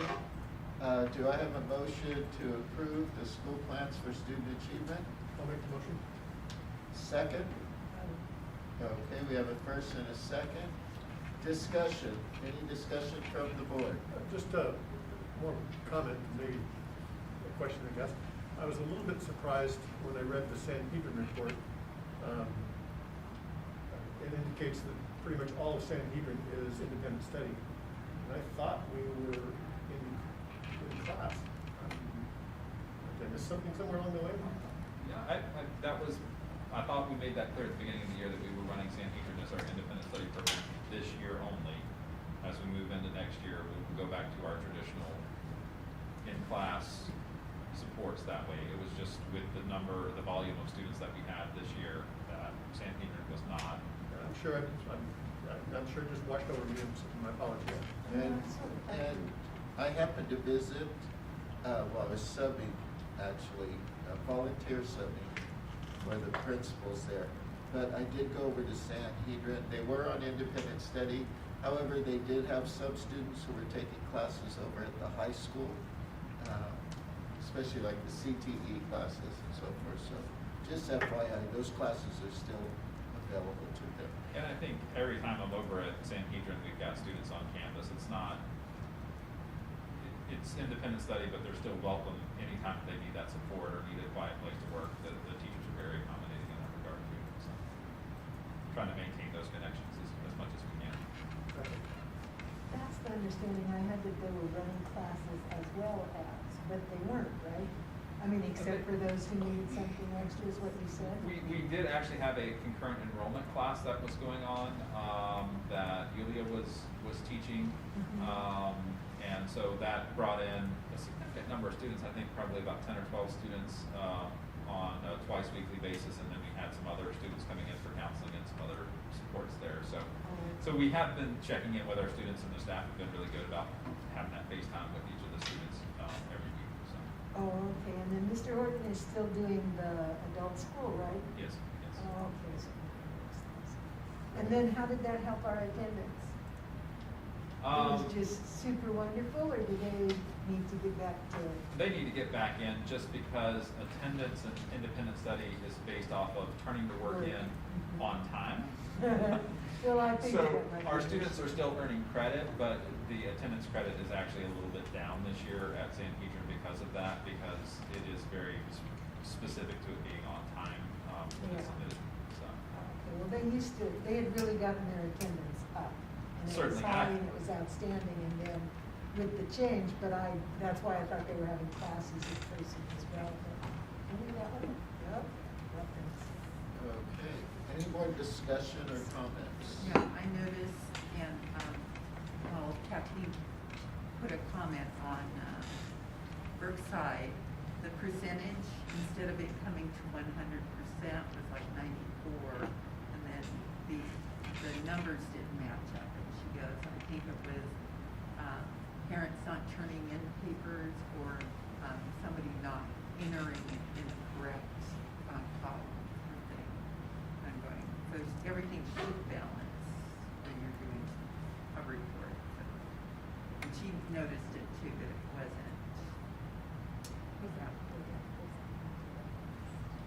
Not sure which area. Okay. Well, right at the beginning. Maybe it should have arrived. Yeah, I will. Okay.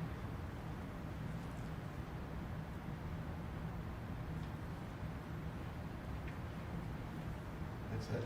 Yeah. That was the You only. done? She's gonna share the information with No, Joe later. I did, yeah. Okay, great. Any more conversation, questions, comments, songs? Nothing? Okay, let's take a vote. All those in favor? Aye. Aye. Any opposed? No, unanimous? Okay, next item, F, approval of Life Wings contract. So LifeWings is an organization that's working with the CalShape grant, and we kind of jumped in with them at the very last minute. Nikki and I had some hesitancy just about that grant program until we found out a little bit more information from the state.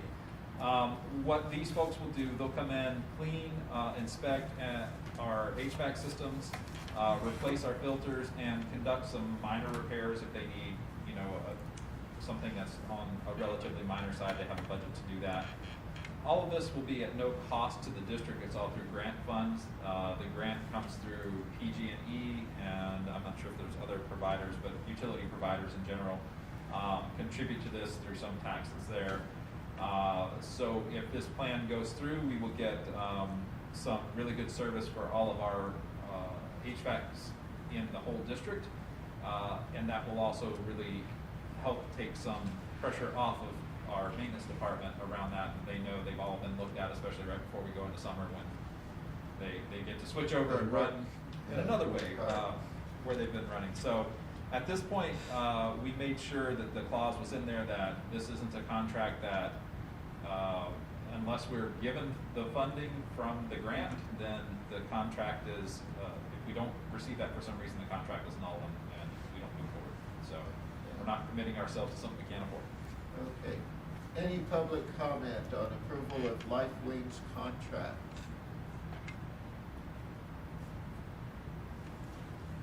Not seeing any? So I just have a question, so there's no cost to the district if we don't get the grant?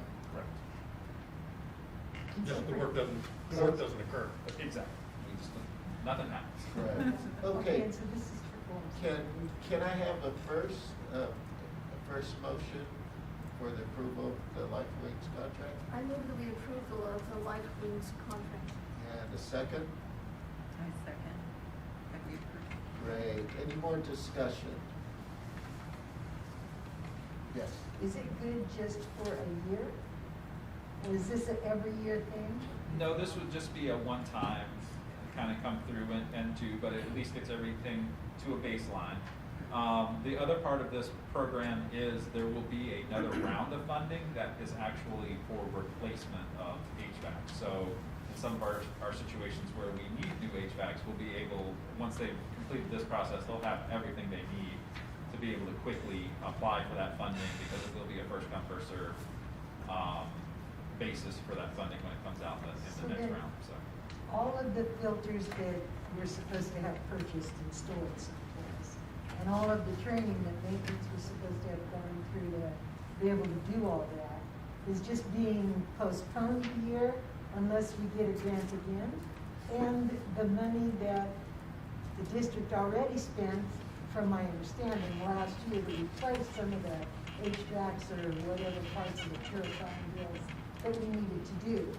Is that what we can use the upcoming money for to pass reimbursements, or is it just brand news, right? it would be brand new. The problem with where we pulled the money from is that we had a federal grant, and then getting a state grant to replace federal funds is kind of, Oh, that's, you kind of get into a accounting Yeah. issue with Yeah. that, that our auditors might have some real concerns there.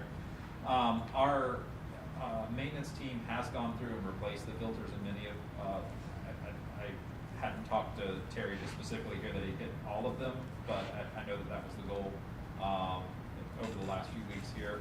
So this would really bring it about. By the time this contract gets approved and the grant gets approved, I would assume that we'll be entering that early summer time, which would be a good time to probably go ahead and switch them out again. So. and are they finding that they're lasting those 6 to 8 months that they expected? Because they obviously didn't make a year.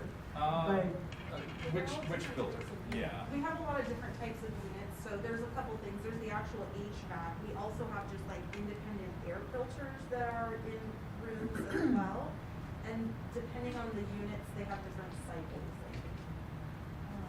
But our maintenance has been really good about when the need comes up that those filters get changed, we put in the work orders or whatnot. They take care of it, and then they know the general cycle for all the HVAC units, and this will help reset that for them while they're in their summer program, so they can focus on that maintenance work that needs to happen while the students aren't here as well. Alex, did you have a question? Yeah, is Life Wings the only contractor out there that's doing this? No, we actually spoke with another contractor before this, and they, quite honestly, the customer service aspect just I did not feel was there. And Nikki and I just didn't get the right feeling from that particular contractor, and so we decided not to bring that forward just because we weren't sure we could get what we needed. With this, I actually have,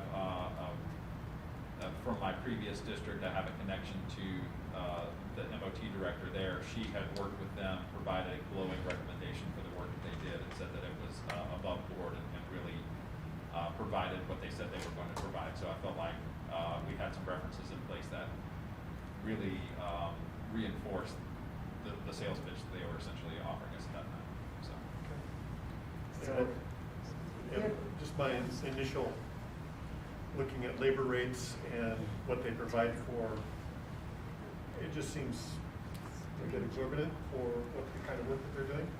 I mean, the labor rate to generate the report, the $195 an hour for 52 hours to generate the one report just for Sanhedrin seems a little,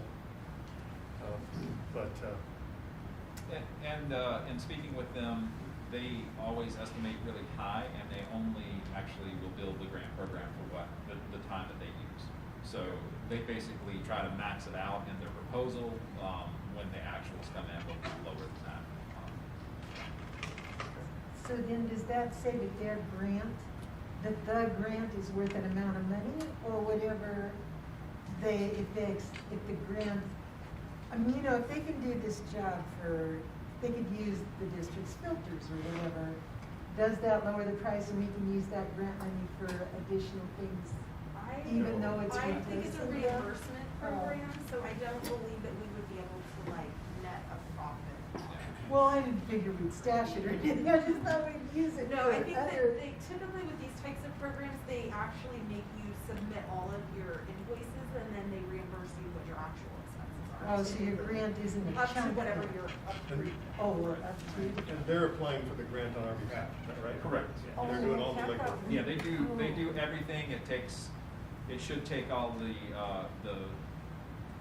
there'd be some invoicing that probably has to happen in our office, but as far as from MOT, they shouldn't have to worry about it. The filters that we already have can be stored long-term, so there's no reason we can't use them next year whenever we don't have this grant program or in place or whatnot. So we're not losing anything through it, so we thought there's not a lot of risk for the district involved in this, and we have some benefit that will come out of it for sure. In terms of checks and balances, they apply for the grant on our behalf. If we're awarded the grant, the grant funds come to the district. The district still has control of those funds to ensure that the work is done appropriately before paying for that work. Correct. There's no carryover to it. Oh, that's. We're not going to get a bonus. Darn. Any more questions or comments regarding this item? I'm good. Hearing none? All those in favor? Aye. I, Any opposed? Aye. I'm not opposed. Aye. Okay, item G, public hearing. And it is not 5:05 yet, is it? We're a little late. Okay, we have to get that time. Pupil textbook and instructional materials adoption. Do we have any public comment on the adoption of these materials? Not seeing any. Do I have a motion to adopt the textbook materials? I'll make a motion to approve. Do I have a second? I'll second. Okay, any discussion amongst the board? Yes. Please. The only comment I have, when I look at the copyright dates of all of the materials that we're looking at adopting, they are new within this last year or two, with the exception of the introduction to marine biology, which is a copyright in 2013. Are we sure there isn't something a little more current? Mr. Copley?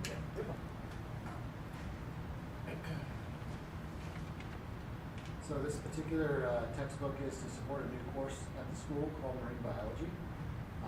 When we went to the science department to look for appropriate material, some of the newer stuff just didn't cut it in terms of vocabulary used. Very, very high end, almost college level, because this particular class is not taught as a traditional course in high school. So this was the best book that they could find, curriculum they could find to support high school level marine science. And you don't figure there's that many changes in the last 10 years or that much new information? Correct. Is this a A to G course? We are submitting it for A to G. And we have approved for that. Will the textbook be an issue if it's outdated? No. Hey, can you explain to us how we settled on marine biology? Yeah, so in our science sequence, they have biology, then they will typically take chemistry, which is a very math-heavy science. And that typically, or if a student is struggling in math, they might take, when they first come in, our intro to science course. And so that allows a sequence where a student can do that intro to science, biology, and then instead of going into chemistry, which is so math-heavy, in other words, you have to have an algebra 2 math skills to be successful in chemistry, to take marine science. So it's that alternative for the student who really struggles with math. And so that's why I settled on marine science, as well as being so close to the coast, having the new center on the coast as a tool to use as a learning center. So it is a pathway? Is it? It's a sequence of courses. Cool. Thank you. Thank you. Okay, any other questions on the adoption? Seeing none?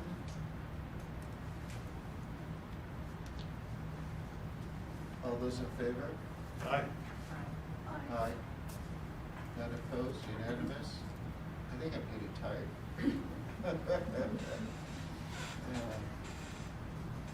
Okay, discussion, academic data. Pass that down.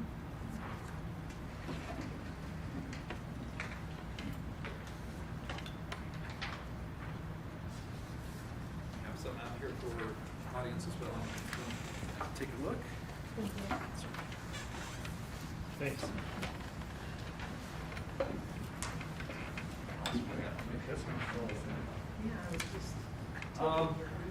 So I brought forth our reading data in K-8. And if you're online, this is also an attachment on our agenda if you wanted to take a look as we follow through here.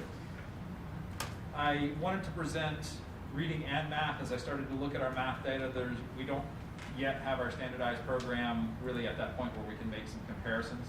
We've got some at Blosser, but even those were limited in the number of students that were taking them. So that'll be a goal that we work towards. So in reading, when looking at our STAR reading data, which STAR is just a test that we adopted at the beginning of the year, put out by Renaissance. It's a pretty standard test across the country, so there's a lot to base it off of.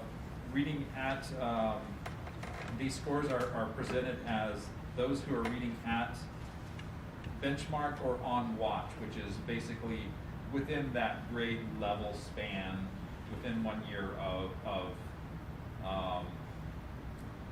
below level to above level. We started the year in first grade with 6% of our students at that level, and we are now at 24%, and that's considered moderate growth by them. And when they say moderate growth, it means that the number of students or the percentage of students that made growth were moderate. And that goes up to about 85% of students making growth, so that's a pretty broad band from around 50%. The percentage itself is kind of hard to tease out because when they take multiple assessments, you'll see, oh, on this this particular assessment, this many students made growth. On this particular assessment, this day, this snapshot, this other percentage. It was hovering in the 70% range at Brookside as far as students making growth as evidenced by the test. In our second grade students, we went from 0% of our students at benchmark or on watch at the beginning of the school year to our most recent administration, we had 13.6%. So we're making some steady growth there with our students. Switching over to Blosser, we had 52% of our students were reading at benchmark or on watch at the beginning of the year, and we're up to 57% there. In third grade, fourth grade, 52.5%, and at the most recent, we're at 50%, or 50.8%.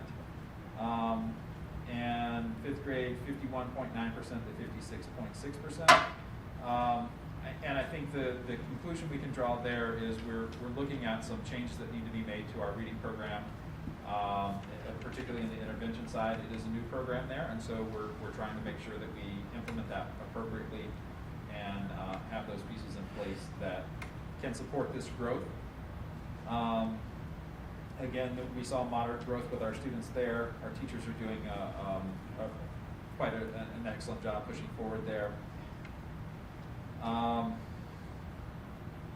I think the other thing to keep in mind as we look at all this is Blosser took this data on the second test here was from January and the last 2 weeks of January. So that was a time when things were a little chaotic and we missed some students, and so we're hoping that I'll be able to bring even more back to you that shows even more growth for our students. In 6th grade, we went from 34% to a 43% reading at benchmark or on watch. 7th grade, we went from 12% to 26%, and 8th grade from 22% to 39%. So we're seeing some steady growth there.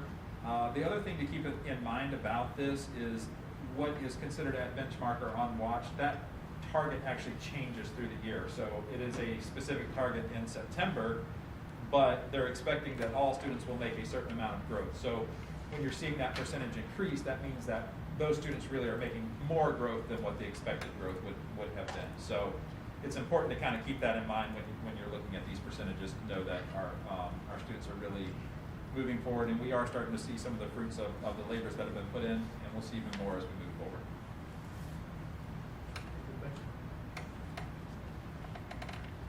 Any questions? This isn't a motion item. Any questions for the superintendent? Did it separate? Yeah, any questions from the public or comments? No? Board? So was any subgroup sectioned out or anything, or this was all the kids that were there at the time in the class? This is everyone. Kids receiving intervention, not receiving intervention, and we'll start to drill into those a little bit more as we get our data in, and that's what our reading specialists are doing. That's what our coaches are doing as they're working with folks, and that's what we'll continue to do as we move into next year. Is to make sure to really get down to that granular level and say, oh wow, and even within these reports, I could have printed you out, have a huge report that basically says, here is standard by standard as you go through how students are performing as a whole. So you pull it up by grade level and say, all of our 3rd grade students, when it comes to algebra readiness in math, here's the standard, or in reading comprehension, some specific standard there or whatnot. We can actually pull up and go standard by standard through and say, wow, our kids did amazing at this, but hey, we might need to adjust this, or maybe that's incorporated as a part of this, but have some of those conversations. And that's what I'm excited for this summer. The work that teachers are going to do is to take this data and be able to have those discussions. So. And then it goes in by subgroups as well. Yes, we can go into it pretty much in any subgroup that we have identified in Aries. There's a way for us to import that into. So that's pretty much any way we can look at students. There's a way to look at it in that data renaissance as well. Okay, thanks. And has Renaissance had this nationally normed? Yes, it's nationally normed, and I don't know the last time they did it, but I want to say it's been within the last, it was right before COVID. I know they were approaching me saying, oh, we've nationally normed again, so. Good. But it's not always. I'm sorry, go ahead. They weren't always nationally normed. Right. They had their own little tests. But it's not nationally normed looking at similar school districts. Right, we haven't gotten to that level of comparison yet with them, but that's a good suggestion, is to say, is there a similar school districts comparison? Because it makes a big difference, I mean, between a school district and, well, an elementary school in Los Angeles is gonna have different things going than a school district in a rural community, so. And one thing we can do is to set specific benchmarks and things like that. If we say that this is what we agree as a district where we need students to be, even if it doesn't match that national norm, we can actually look at that and break that data up that way as well. So we're learning how to use these reports more effectively and really dive into that in our instruction. Thank you. And I just want to say about reading, I still have this great concern that we're sacrificing real reading for digital reading. And to me, there's a real joy for kids in reading a book that they hold in their hands. And I still remember what it was when I was learning to read, and what a joy it was to find that I could read a book. And I don't think that joy comes from being able to read some paragraph on a digital program. So I hope that all of us whether we're parents or grandparents or teachers, that we're getting real books into kids' hands, because that's where the magic happens, I think. Any other comments? Not hearing any. Item 12A, discussion of special board meeting date or dates. So I'm suggesting if we could have our public disclosure meeting on March 18th. If that works, that's a Friday. That is next Friday. We're not out that day. That's the other part, and we'll send out that as a part of our communication with parents as well, is that while that was originally scheduled as a emergency closure day, we used that in January before the MLK day to give us some time when our case rates were really high there. And that's 5 o'clock, Sue? If 5 o'clock works, then absolutely. That's 5 o'clock on the 18th, right? yes. And that's going to be a Zoom meeting. That would be Zoom. I think it'll be a fairly quick meeting there. And then my suggestion for the follow-up would be on March 30th at the latest, but if we want to have it, let me take a look at the calendar then. Just a second. We have to have 10 days between our first disclosure and the second. So we could start as early as the 28th, and we have to have it in by the 30th in order to get all of our other pieces in place there for April. 29th and the 30th would work for me. 29th or 30th? 29th for me. Okay. Shall we say 5 p.m. again? On the 29th? Does that work okay? Yeah. It's another Zoom. Yes. Yes. Zoom, correct. Yes.